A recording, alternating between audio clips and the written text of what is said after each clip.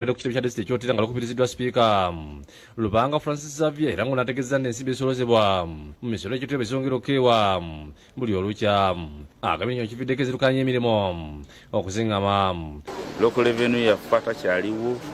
ate ne Ssente eziva mu government nazo zikyali ntono nnyo otekeko ne system eno eya MF y'ekiwaya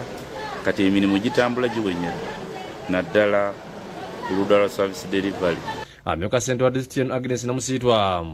anokode ekyo omudugu abantu abesinza mu ntobazi ogweyongera mbuli olucha ekyo kanga district erina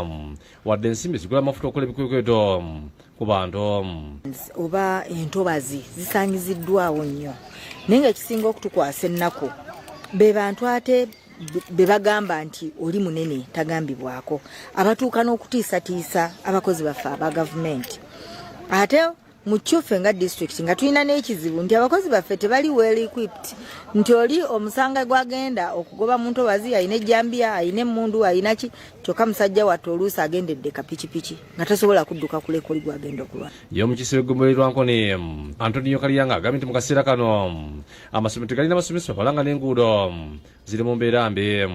tuba n'okusoomoozebwa kunene mu nkola y'emirimu weesanga nti enguudo zonna nfu kumpi naye tetuyina ssente sobola kola ku nguudo ezo tufunye ku ssuubi nti second court eno balina obusente bwe batuweerezaayo naye era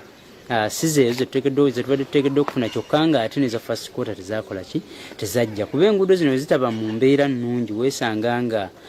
n'abantu baffe enkola yaabwe ey'emirimu tetambula bulungi. Ekizibu ekirala kiri mu masomero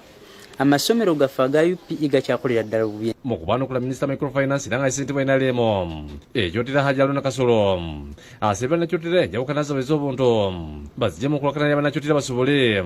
okulirawo mu kula ekitundu kyabwe okukolagana ne banne abalala bali mu public offices bw'obanga nze toli mukwano gwange oba toli muwagizi wange naye bw'obeera ng'oli mu public office mpita kubikwata ku bantu bw'oba olina birthday party oba ki oliweddemu obutampita kubasiba mukwano gwo naye ffenna tulina okukolagana okulaba ntutuusa services eri abantu baffe ekyo kigambo kikulu nnyo. Ategeeza nti gavumenti bweri mu nkola ku nsonga y'ensimbi mu gavumenti ez'ebitundu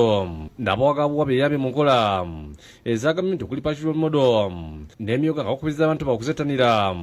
oba oliyawo zakunyumira ku nfuna yaabwe. Asabye Ssente wa disitulikiti eno Patrick kintu kisekula muwandiikire mu buntu olwo asobole okutuusa eddoboozi lyabwe mu bekikwatako. Jacinta Bwanika yakusakidde eggulu lino.